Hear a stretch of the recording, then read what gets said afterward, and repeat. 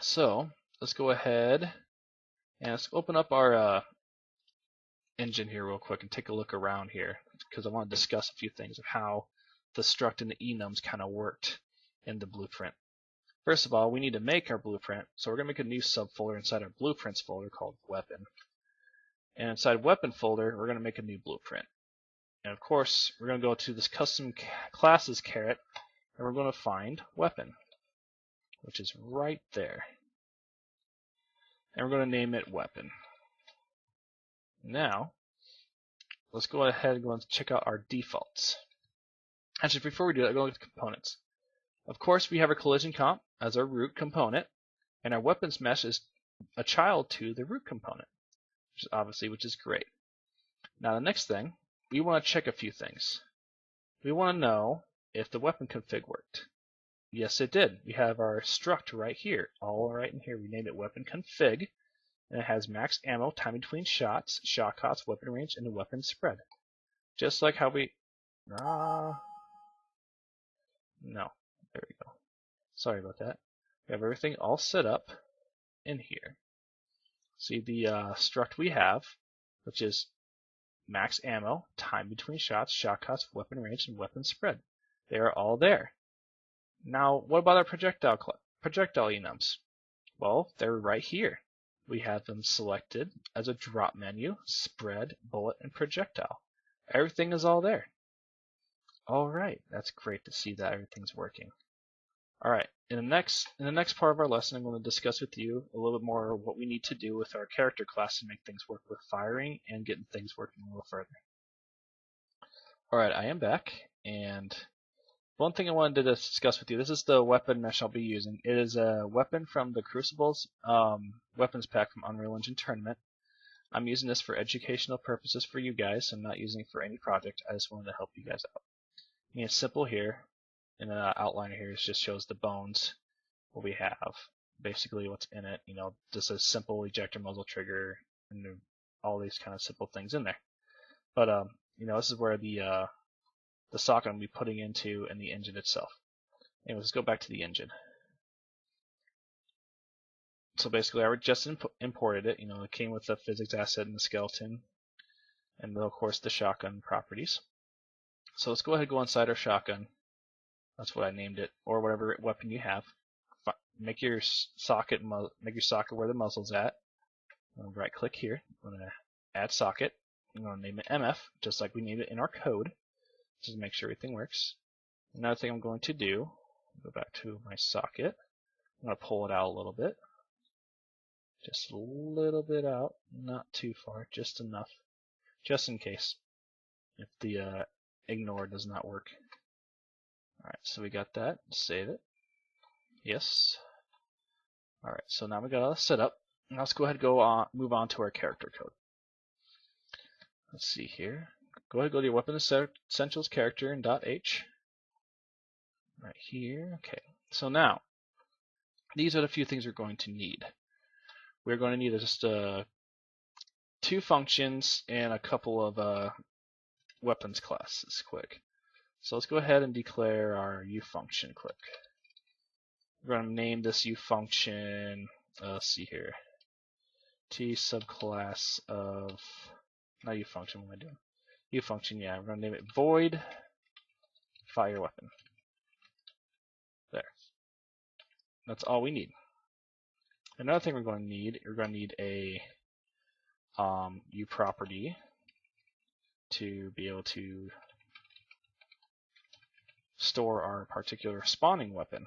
Because we're not making an inventory, what I'm just going to do right off the bat is actually spawn the weapon right when the game starts, just to show we have a weapons trace working, that we have functioning in just fine. So we're going to category equals spawn. And we're going to have it be a T subobject, well, not subobject, subclass of. And it's going to be class A weapon. And I'm going to name it weapon spawn. Alright, next thing we're going to do, we're going to make just a simple A weapon pointer called current weapon. And this is what we're going to be using to call our functions when we actually call fire. We're actually going to make the spawn weapon actually equal that particular weapon spawn where we have to declare it as a local variable, which I'll show you here in a little bit. So we're going to get another U function. We're going to get a overridable function, virtual void begin play. I'm going to override it. This begin play is already a function built into the engine. I believe that's all we need so far. Yes. Okay. Now, let's go ahead and put our functions in here. We just have begin play. I'll put begin play up here. Void a weapon essentials character begin play. Let's put these functions in here real quick. Put the void a weapon essentials character fire weapon. Just get these in here real quick. There we go. And there's another thing in here we're going to be doing in the constructor. Basically what this does, it'll automatically, actually what I'm going to do first, I'm going to actually open this here quick. I'm going to do a thing called a construction helper. Oh, we got an error here quick. Oh, I didn't name this right. I have it on. There we go. That's a category. Gory. Now let's go try that again. Basically, the there's a thing called a construction helper and a find object finder. Basically, what you could do, you actually automatically in the constructor find a blueprint or a particular object automatically in the constructor, so you don't have to worry about making a particular pointer inside the character or anything like that. So we need to find the location of this blueprint. As a matter of fact, before I go any further, I'm going to make this be my skeletal mesh quick. I'm going to grab shotgun 2, compile, save. And I'm going to actually do one last thing to this because some reason the rotation is really weird on it. So I'm going to do 180. There we go. Because I had this in a previous project and it didn't work so well. So that'll work. Since I got the location, I'm going to do copy reference. Then we could exit out of this. And then we're going to do this thing on a line of code here. Static constructor helper.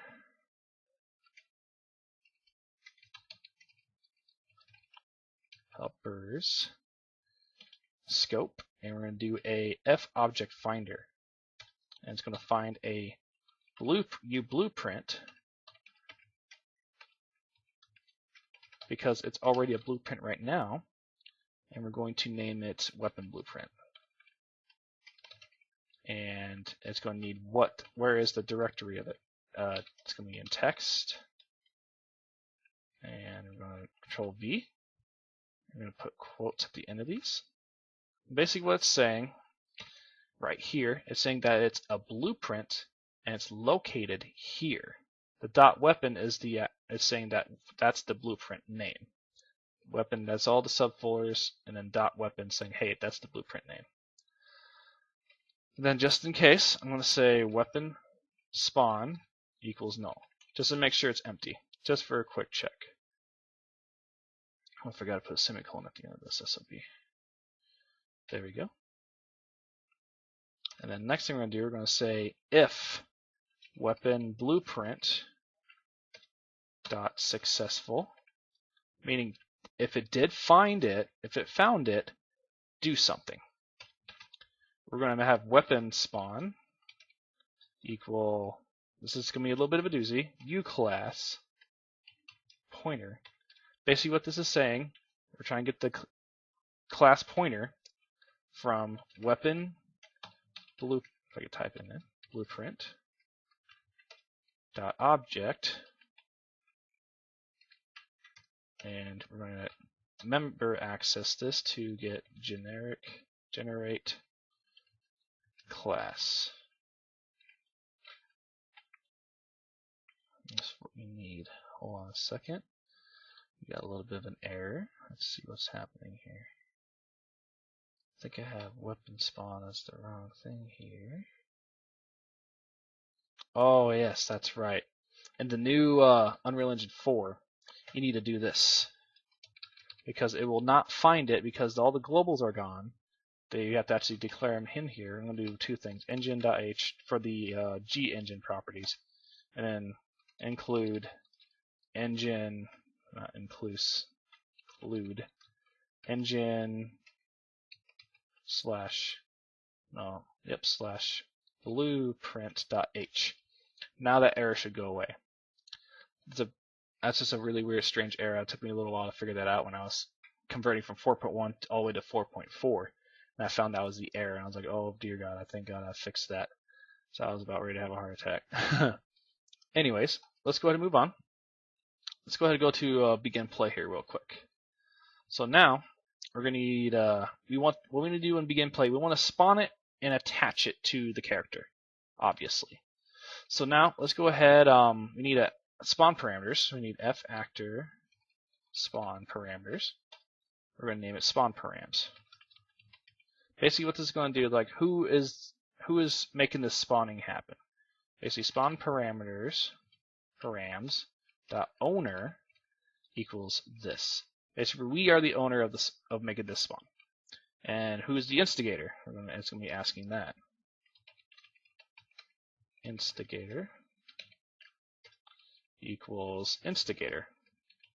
Basically, instigator is kind of a built-in function inside. That's not function, but variable inside the character.h file. And now we're going to do a spawn event here quick. So I'm going to say a weapon, make it a pointer of named spawner equals get world. We need to get the world of X, Y, and Z. And we're going to name it spawn actor. Not name, but get spawn actor. We're going to get the a weapon be the class for spawning. And it's going to need weapon spawn, which is what we just dumped this blueprint into this name called weapon spawn, because we made it null around the constructor, made it empty, and then we made it be this blueprint class. So it knows what it's going to spawn no matter what. Now where is it at? Weapon spawn, and it needs the spawn parameters.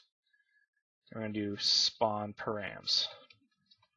So we're not really worried about where it's going to be because we're going to do that here in the next line segment. So now let's go ahead and hit play real quick. I want to show you what's going to happen here. It's pretty cool.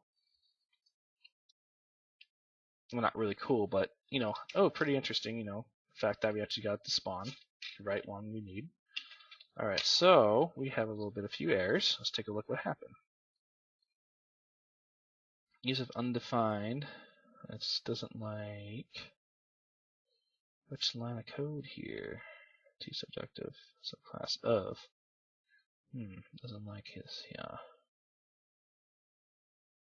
Do I need a pointer? I'm not sure. I think it needs that. No, it doesn't.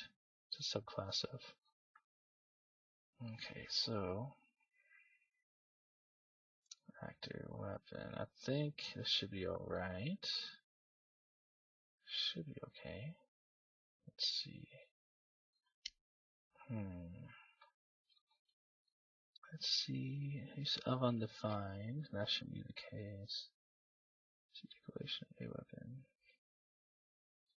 Doesn't like weapon essentials line 31. It does not like that. That is really strange. It should be just fine. Guess what I forgot, guys? I forgot to put this. So how is it going to know what to compile? It doesn't know what weapon is because we did not include it into our header file. Simple mistakes. It does happen. It does happen. I do this all the time. It's full part about programming. Let's see here. There we go. See? All because I didn't put that weapon.h inside it. So now, let's go ahead and start the game and see what happens. Of course, we don't see the weapon because I'm going to go back into here, go to eject. It is right there at 000. But it has spawned and everything's working just fine. We got it spawning. So let's go ahead and go back up here and go back to our code. Go to weapon essentials. Now, we could say if spawner, if this happened, I'm going to say spawner, member access, attach root component 2. We're going to attach it to mesh, which is this main pointer for the mesh component, and we're going to attach it to a socket. We're going to have it be weapon socket. I believe that's the name we put for it. And it's going to need what kind of attach type do we want. So we're going to say e attach. What kind of location type do we want? We want to snap to target. Simple as that. It's just a built-in thing for the attached location. It's a parameter for it, but it works. And then the next thing that's going to be really important, after we did that, we want current weapon to equal spawner. We want current weapon to have the same properties as spawner. Now, since we did that, we can now say current weapon. Down in our fire weapon, I'm going to say current weapon fire. Boom. And now, we're not done yet. We're not fully done yet because we need to do a few things inside the editor first. But I'm going to compile this code first. It might take a little bit, so I'm going to pause it real quick and wait for it to get done compiling. Alright, it just got done compiling. Now, we're going to go into the edit, project settings. We need to put an input for it or else nothing's going to happen. So we'll go to our action mappings. We're going to make a new one. We're going to call it fire. And we're going to have it be left mouse button or whatever button you choose. It doesn't matter. I just typically do that. And then we are going to exit out of the editor. It automatically saves it in the 4.4. Now we could go to our setup player input components function. We can add a new binding, or else it's not going to even go to fire. Input component bind action called fire. That's the name of it, and it's going to be a pressed when it's pressed IE underscore pressed. And if I could get it right, okay. Now I'm going to need what class is it? This is the class that's going to initiate it. And what's the function reference? A weapon essentials character scope to fire weapon. And that's all you need. Now I want to be a little bit more clear about what was happening here. Why I did current weapon.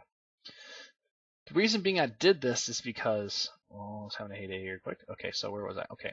The reason I did here because when I do a weapon, when you do a weapon spawn, you can't access, because it's not a pointer, you can't access the things that are inside here.